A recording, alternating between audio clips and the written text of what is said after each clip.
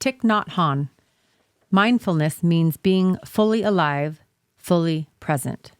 Thich Nhat Hanh.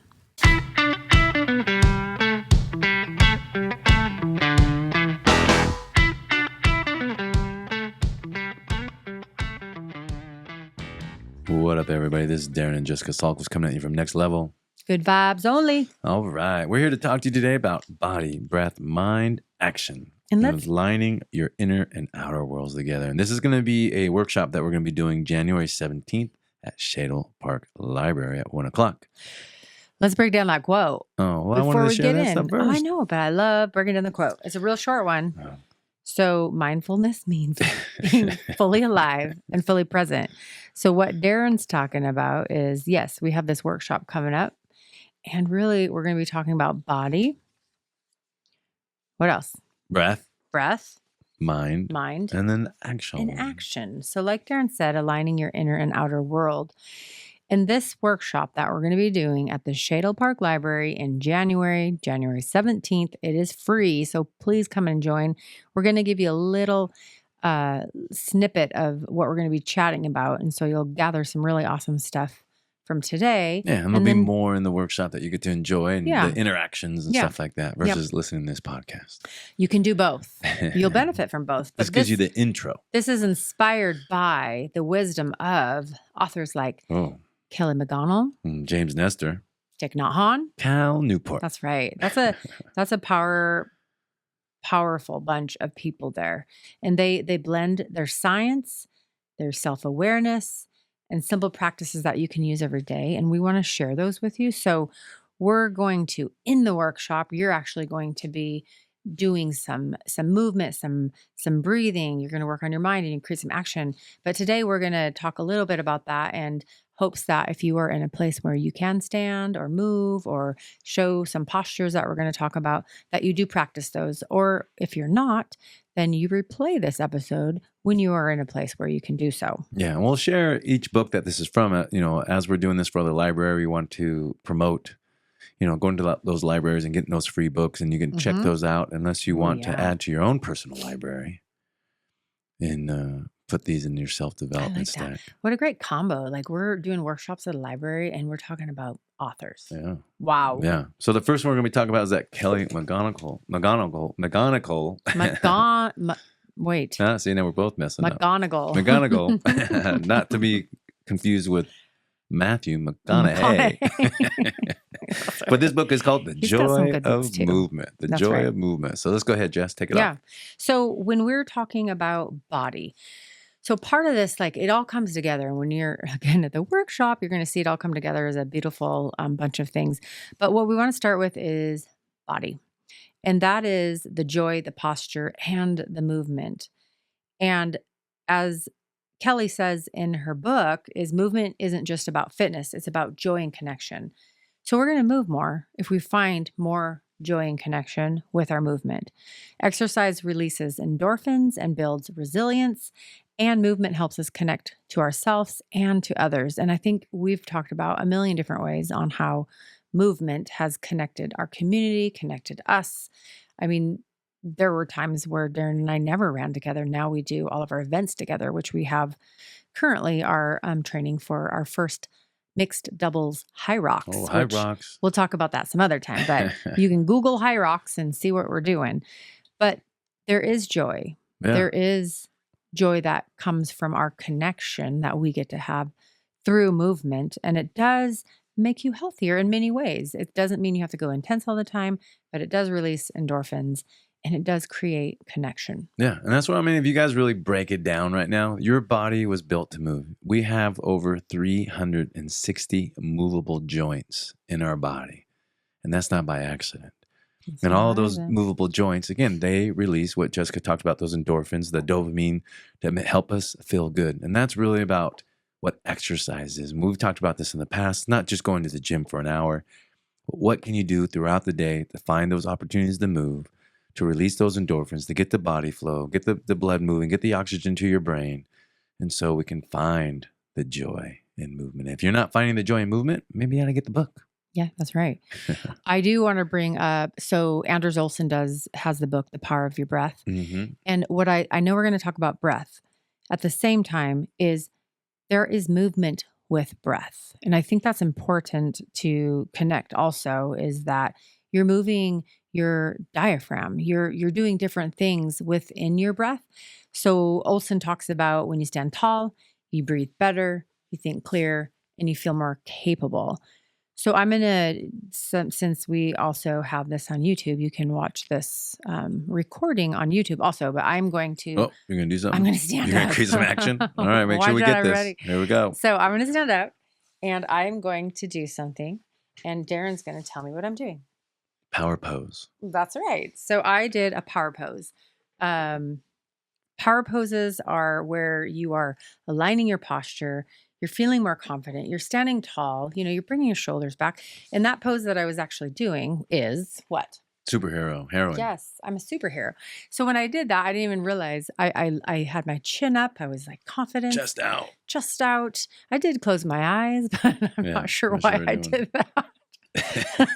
But good work. Okay, I'm going to do it without closing my eyes. I'm going to do it without closing my eyes. Oh, that's different. Ooh. Well, what does that look? I feel.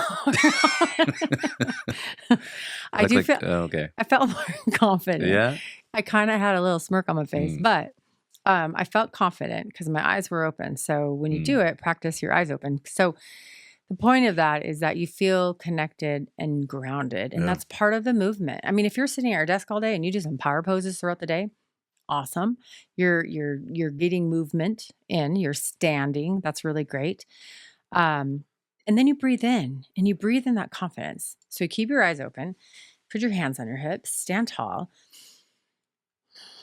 and just breathe in that confidence that you have. This is a great technique and a tool to do before a challenging meeting, or you're going in front of a large group of people talking, or you've got a big virtual meeting that you're doing, or maybe you're doing something for the first time and you want to get yourself revved up. Do some jumping jacks, do your power pose. And then just I really encourage you to notice the shift in energy and your presence. I mean, I'm like, that boosted my mood a little bit. Yeah. We laughed too because, it's a little funny. At the same time, it's something that made me actually feel better. It boosted maybe some of those endorphins that Kelly talks about. Yeah. And even thinking about striking that power pose, one of the things I was reading is talking about like those of you that work out and you're getting underneath that barbell to do a squat, right? When you go into your position and you have that weight loaded on the bar and you lift that bar up, you're in a strong power pose. Yeah. You're not in a weak position. You got a little bit of wider base of support. You got your chest out. You're checking out your form. And then you're going to that deep squat, and then you're driving that bar up. You're pushing that floor away, and you're getting to that standing position. And that right there is almost a power pose, right? Because you know that you've got that load on your back. So you're putting yourself in a different position and different posture. So even think about that as you're going through a power pose, whatever that may be for you. Yeah. And like Madonna said, strike a pose. That would be actually a good power pose too. Madonna's, pretty powerful back in her day. Back in the day. So the other things you can do also is, standing and just shaking your arms out, bouncing, rolling your shoulders, and stretching that spine. And so a couple pieces of that to just ask yourself is, what did you notice in your body when you changed your posture? So if you didn't get an opportunity to do it when you get home or to a place where you can. If you're not sure, check out the YouTube video. Watch Jessica do it. She did it twice. Once with her eyes closed, once with the eyes open, just in case. If you need a laugh, you're more than welcome to laugh. But so practice it though. So a Superman pose, everybody knows what Superman looks like. If you don't, hands on your hip, strike the pose. You got good posture, chest out, you're looking up and you feel confident and you look confident. And then also just make sure that you are trying this out and you're doing it several times a day. You'll boost your mood. Yeah. And there's 3 different books that we can relate to here when we talk about the breath. And that's The Power of Your Breath. Well, we're moving into breath now. Oh, I thought you just did that. Well, no, I kind of I talked about my bad. Breath in the body. Oh, you but did. You want to move to breath Well, now? let's go ahead. We'll go into breath. Okay. And then we'll just talk about the 3 books since I already went there. Perfect. I like it. James Nestor, Breath, which is a great one. Breathe, James Nestor. And then we got Wim Hof, the Wim Hof method. I think the Iceman. Yeah. There's a big documentary on him on YouTube. And I don't know if it's on Netflix or not, but you can check him out as well. Yeah. Well, what do you want to go in? You want to go into that? Yeah. So breath. Breath can bring in energy, and breath can bring in calmness. And so, do you like to use your breath, Darren, better for calming or energy, or Hmm. both? I'm going to say I use it more for calm. Yeah. Yeah, I'm a little bit, sometimes get a little, uh, Heated. yeah, heated. You run hot. I run hot. You run hot. So So I use it for calmness. Darren likes to do it for calming. I also typically use it for calming. At the same time, as I'm very interested in using it more for energy, endurance, fitness. Mhm. And I do remember some of those days that you and I would do some of that intense breath work before we Or started a runs. Spartan race. Yeah. And that Well, was good. That was energizing. And Yeah. I'm talking about those things. This morning, I tried a new one out where it was very energizing. It was only 5 minutes. And I'll share it with you because it brought a lot of energy by breathing in through my nose. And then you do the quick breathing out through your mouth. And then you hold your breath. And then you breathe out and you hold your breath again. And it was very, you know how they kind of say sometimes you'll feel tingly. Tingling. I like that. It's Mm. kind of like a body high. Yeah. So, and then I was energized.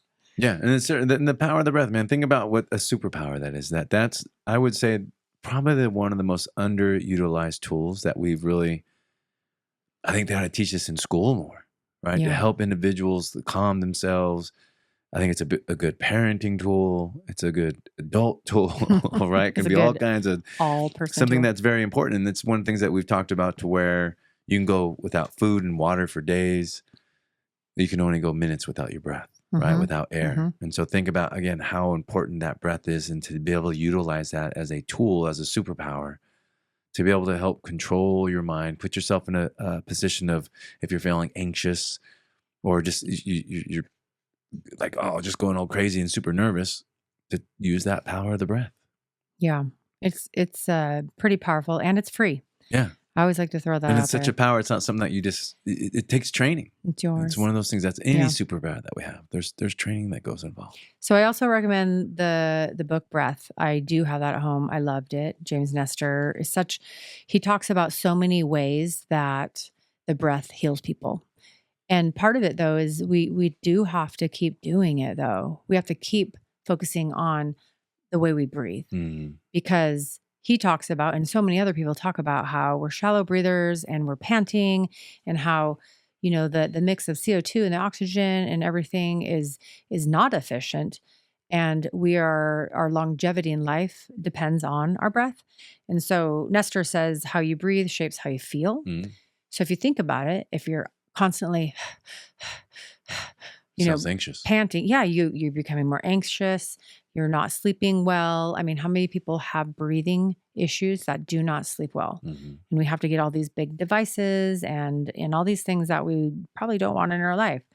So he talks about nasal breathing supports calmness and a CO2 balance. So he talks Oh. about breathing in through our nose and out our nose. There are definitely exercises that you do both, mouth and nose.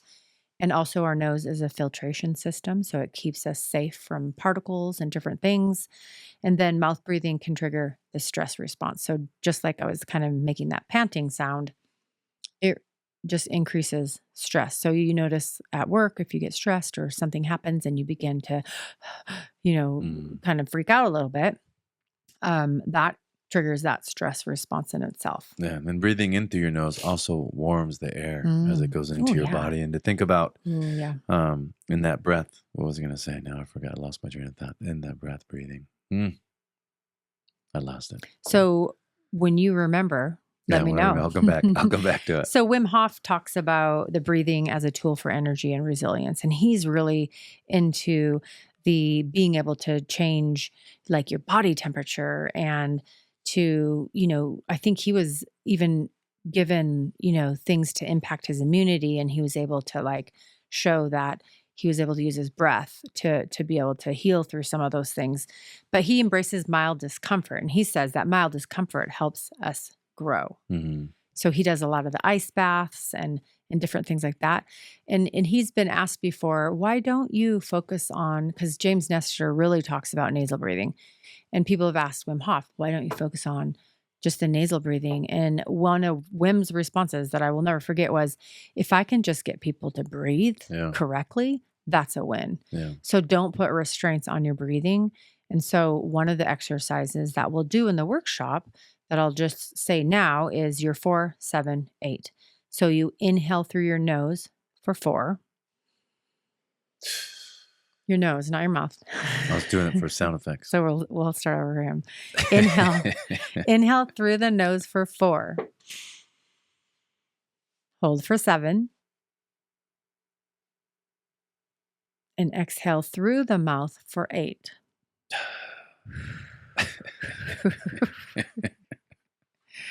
So I'm going to just say that again without Darren's sound. So inhale through your nose for 4. Hold for 7. And exhale through your nose or your mouth for 8.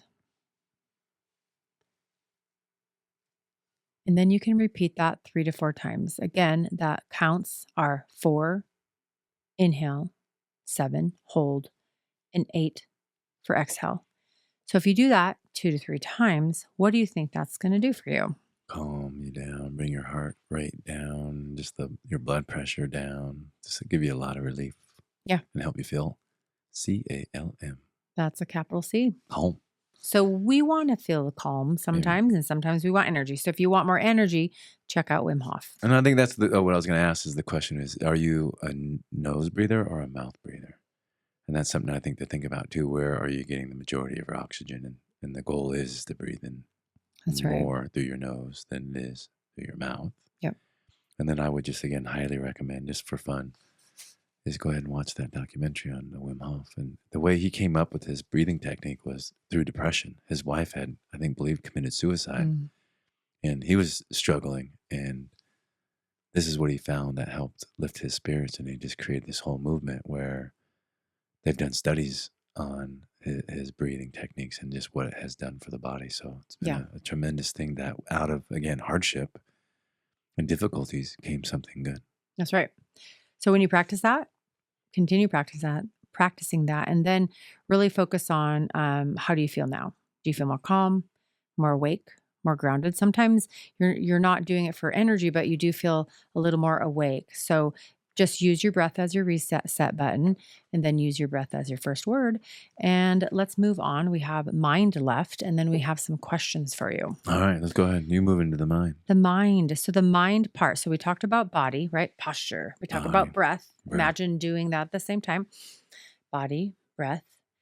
And now you're going to move into mind. So imagine doing all of these things sequential: body, breath, mind. Mind's bringing you that awareness and that presence. And so Thich Nhat Hanh, who our intro quote came from, he has the book, The Miracle of Mindfulness. And the quote we talked about was, mindfulness means being fully alive and fully present. For me, my breath brings me into being present. So he talks about mindful breathing unites the body and the mind.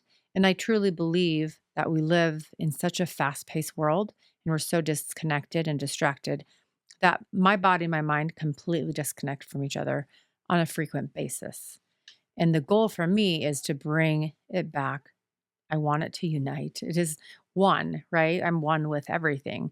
So I'd like my body to, at least in my mind, to kind of be one with each other. So any thoughts about Thich Nhat Hanh? I like it. You like it. I like that. You like that. He talks about when you eat, we talk about the mind. So that's when that mantra comes in. So we have body, right? We have breath, and we have mind. And then at that time when we want to create action, which we'll talk about in the workshop, but we want to create a mantra that's going to get us to that place. So maybe that's your one word mantra. Maybe that's like, let's go. Thich Nhat Hanh talks about repeating a mantra that works with your breath, saying breathing in, I know I am breathing in, connection to body and mind. Breathing out, I know I'm breathing out.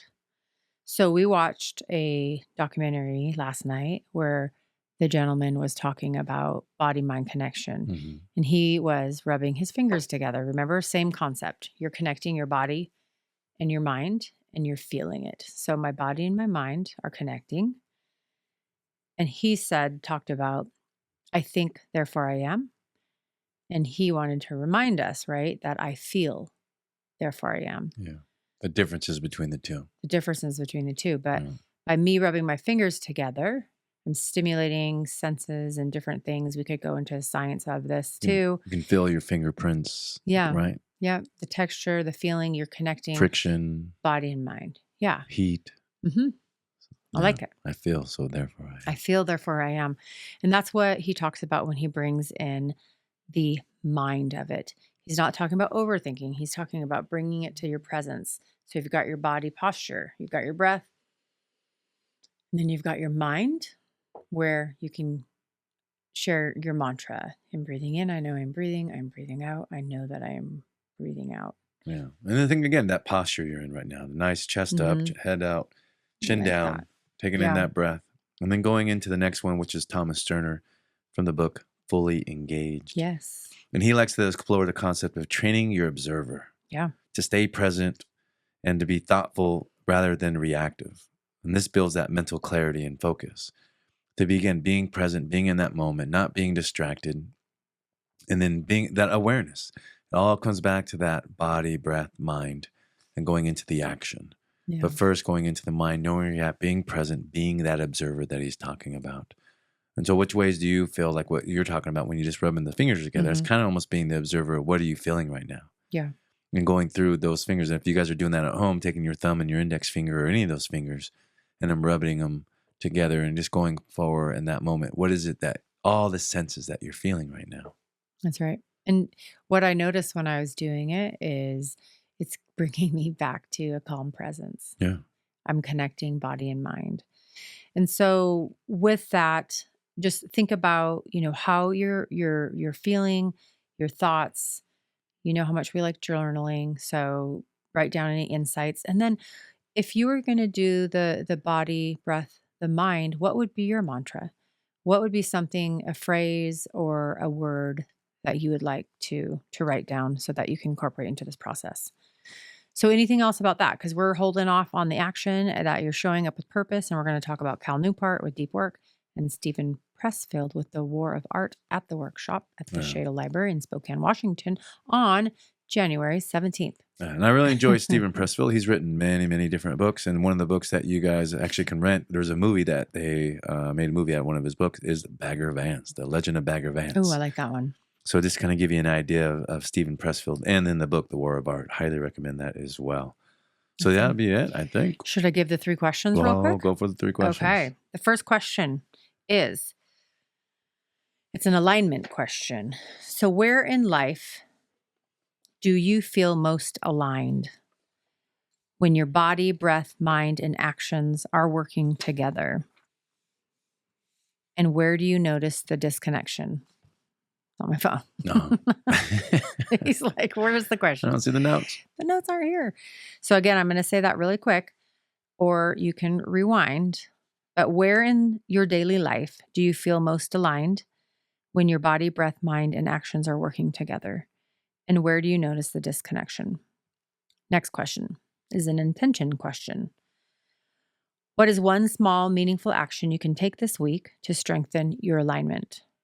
Such as move your body daily, take mindful breaths, or focus on your attention intentionally.